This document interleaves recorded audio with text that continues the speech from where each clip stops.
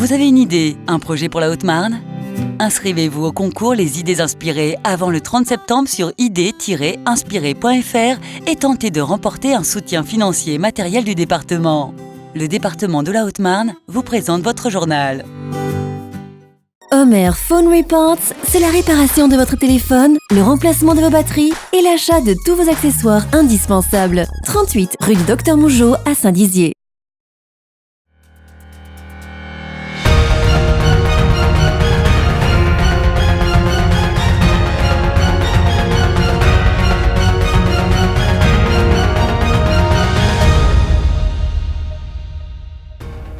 Bonjour à tous, lundi 16 septembre 2019, bienvenue dans votre journal sur Puissance Télévisions. À la une ce soir, on a entendu la colère des opposants au projet Unitech dans les rues de Joinville ce week-end. Reportage à découvrir dans un instant. Ce matin, les gendarmes meusiens ont accueilli leur nouveau chef. Découvrez les images de la prise de commandement dans un instant. Nous partirons ensuite dans l'univers du bénévolat à l'occasion du forum associatif qui se tenait à Vitry-le-François ce samedi. Et enfin, ce samedi toujours, les Trois Seines ont ouvert leur billetterie à Saint-Dizier pour la nouvelle saison culturelle.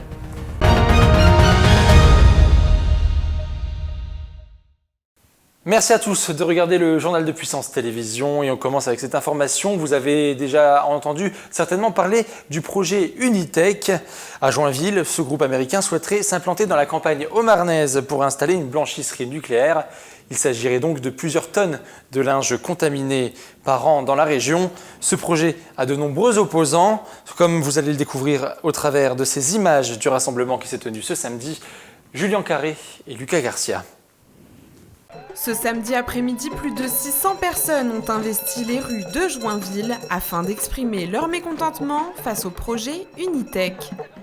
Parmi les personnes présentes, quelques élus de communes alentours ont défilé avec leur écharpe, montrant ainsi un soutien aux manifestants, mais aussi un engagement politique.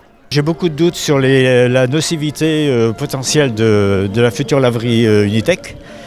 Et ce qui m'a amené d'ailleurs à faire voter une motion au conseil municipal de ma commune, qui l'a voté à la majorité. Donc c'est la continuité de l'action qui m'a amené ici cet après-midi. Un maire avec une écharpe dans une manifestation, c'est un maire qui s'engage pour ou contre quelque chose. En l'occurrence contre, ici.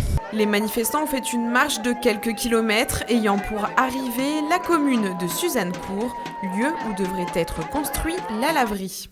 Conscients des enjeux que ce projet engendrera, ses opposants à la laverie ont fait part de leurs inquiétudes. Alors les inquiétudes, c'est la pollution de la Marne, de l'eau et de l'air naturellement. Ça va tuer ça va faire du mal, ça va nuire, Il y a des écoles à côté, les enfants sont sensibles à la radioactivité. Pensons aussi aux communes de la vallée de la Marne qui vont avoir de l'eau polluée puisque les prises d'eau sont au bord de la Marne. Le collectif 33 000 qui soutient ce projet apporte comme argument premier la création d'emplois, une réponse qui ne convainc visiblement pas les manifestants. L'argument de l'emploi ne tient pas, puisqu'on nous fait miroiter 40 emplois à terme. Moi je dis, enfin je ne suis pas la seule à le dire, tout le monde le dit. 40 emplois, c'est pas possible l'été, il n'y a pas d'eau dans la Marne. Toutes les études, tous les climatologues le disent, il y en aura de moins en moins l'été. La laverie, par arrêté préfectoral, sera en baisse d'activité, voire en cessation d'activité l'été. Donc les 40 emplois, c'est des emplois subalternes, CDD ou chômage technique, mais ça ne peut pas être une chance pour notre territoire. Par contre, la pollution, elle va être là, dans notre eau de boisson, et elle va être dans l'eau du Der. Et pour le tourisme au Der, c'est complètement mortifère. Dans quelques semaines, une enquête d'utilité publique verra le jour. Manifestants, habitants et élus sont donc dans l'attente d'une réponse définitive de la préfecture quant à la création ou non de la laverie. Cette semaine débute avec un nouvel arrivant en terre meusienne. Il s'agit du colonel Marc Evans qui dirige désormais le groupement de gendarmerie départementale de la Meuse. Nous sommes partis à sa rencontre ce matin lors de sa prise de commandement. Un sujet réalisé avec Julien Carré. Les gendarmes meusiens ont officiellement accueilli leur nouveau chef, le colonel Marc Evans, prenant ainsi le commandement du groupement de la gendarmerie départementale de la Meuse. C'est donc au sein du quartier Moncé à Bar-le-Duc, en présence d'une centaine de gendarmes, des compagnies de Verdun et de Commercy, de réservistes opérationnels, de gendarmes mobiles et de porte-drapeaux que le général Bruno Jokers, commandant la région de gendarmerie du Grand Est, a remis avec honneur le fanion officiel représentant l'institution meusienne à celui qui devient son référent sur le territoire. Écoutez, c'est beaucoup d'émotions et de fierté mélangées. C'est une mission difficile, commande groupement. Et écoutez, c'est un petit peu. J'ai commencé depuis 1 mois et demi déjà, mais c'est quand même une cérémonie militaire à laquelle on tient. Ça permet de formaliser cette passation de commandement. Cet instant fut aussi le moment de remettre des médailles à quelques gendarmes méritants, et pas des moindres, puisque 2 subalternes du commandant du groupement ont reçu la Légion d'honneur en qualité de chevalier. 2 autres ont reçu la médaille militaire. Une gendarme adjointe a reçu la médaille de la Défense nationale échelon bronze, et un gendarme de la brigade de Commercy s'est même vu remettre la médaille pour acte de courage et de dévouement des mains d'Alexandre Rochat, préfet du département, au nom du ministre de l'Intérieur. C'est donc maintenant à la tête de 400 gendarmes et 175 réservistes que ce colonel de 42 ans va officier, avec déjà quelques objectifs, notamment celui de faire baisser la mortalité sur les routes. On a une vraie problématique de sécurité routière, donc il faut maintenir nos efforts sur les axes routiers. Un objectif qui est donc en adéquation avec les services préfectoraux. On estime qu'un Français sur 4 s'adonne au bénévolat. Les domaines peuvent être variés, sport, culture, social. Ce week-end, un forum associatif se tenait à la salle du Manège à Vitry-le-François. Nous y étions, un reportage réalisé avec Lisa Lamorlette. Ce week-end, on pouvait se balader au forum de la vie associative et du bénévolat de Vitry-le-François pour trouver une activité sportive pour ses enfants, trouver comment occuper son temps libre avec des activités créatives ou encore trouver une association en adéquation avec ses valeurs pour s'investir comme bénévole. On a compté près de 82 associations présentes dans les allées et pour l'occasion, Jean-Pierre Bouquet, maire de la commune, était l'invité d'honneur et apparemment pas un novice dans le monde associatif. Est-ce que vous déjà vous faites partie d'une association vitriette ? Oui, de plusieurs. Oui. Okay. Et puis par définition, le maire, il doit être membre d'un peu tout, quoi. Donc je suis l'invité d'honneur et j'ai une vie associative. Moi, j'ai toujours eu. Je suis venu à l'action publique par la voile. J'étais président du CNAD à un moment, fondateur du club, et donc j'adhère à des associations patriotiques. J'ai pas de rôle actif dans les comités. D'abord, ça serait inconvenant eu égard à ma fonction de maire, mais je cotise, voilà, je suis un membre qui soutient. La municipalité se réjouit d'ailleurs des locaux qu'elle offre aux structures associatives. Nos équipements publics sont entretenus, sont en bon état. On investit les stades, les gymnases, les salles. Je ne vais pas vous énumérer la liste et les investissements qui ont été réalisés ou qui sont en cours de réalisation. Tout ça, c'est important. Et c'est mis à disposition gratuitement. C'est-à-dire qu'on ne loue pas les salles, on ne loue pas les terrains, on les met à disposition gratuitement. Donc ce qui permet aux associations de ne pas avoir à supporter ce type de frais et donc par définition de pouvoir pratiquer des tarifs de cotisation qui sont accessibles pour tout le monde. Se réunir autour du sport ou créer du lien social, chaque association a un but différent, mais au final, pas si éloigné, le partage. Moi, par exemple, j'ai appris l'informatique à l'association. Maintenant, ça va faire plus de 18 ans.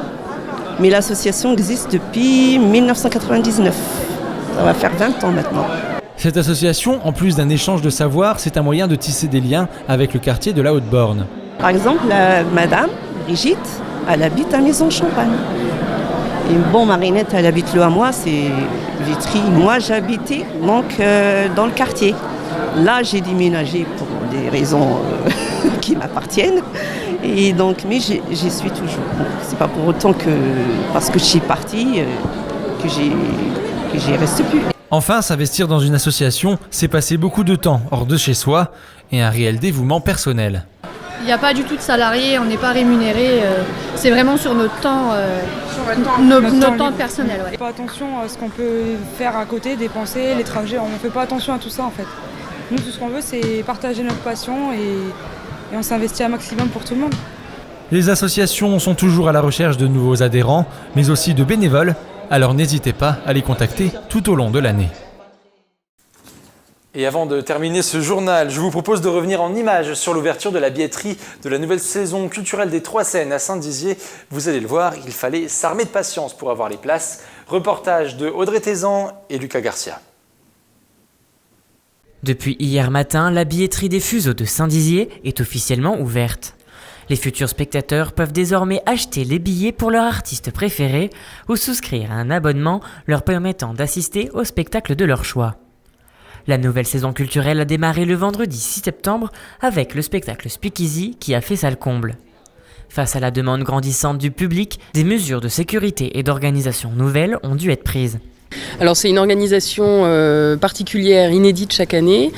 L'année d'habitude on a une personne qui fait de la billetterie et là pour le jour d'ouverture on attend une grosse affluence. On a 9 guichetiers, des agents de sécurité qui distribuent des billets pour que chacun puisse garder sa place dans la file d'attente, des écrans avec donc les numéros qui défilent. Voilà, c'est une grosse organisation, un barriérage aussi parce qu'on a des gens qui arrivent la veille au soir à 11h30, à minuit pour une ouverture à 9h du matin. Des futurs spectateurs présents dès la veille pour être sûrs d'avoir encore des places. Cette année encore, la programmation est riche et variée et met en valeur de nombreux genres, du théâtre classique au spectacle d'imitation vocale, une offre qui séduit toujours le public. Le public qu'on a accueilli ce matin est plutôt axé sur du théâtre, sur des pièces plutôt grand public, des pièces d'humour. La dernière pièce de Laurent Ruquier ainsi que Le Prénom, qui sont des pièces qui ont tourné, qui ont eu un gros succès ces dernières années, trouvent leur public chez nous également. Et effectivement, depuis ce matin, on accueille les personnes dans la bonne humeur. Une forte demande qui engendre parfois une longue attente pour les spectateurs venus acheter leurs billets sur place. Prochaine représentation, le spectacle musical Boris Vian le 21 septembre prochain à 20h30 sur la scène de la Forgerie de Vassy. C'est la fin de cette édition, merci à tous de l'avoir suivi. Dans un instant, un nouveau journal, mais juste avant votre météo, bonne soirée avec Puissance Télévisions. Toute l'actualité qui vous concerne, à voir ou à revoir, dès maintenant sur puissancetélévision.fr et sur notre application mobile.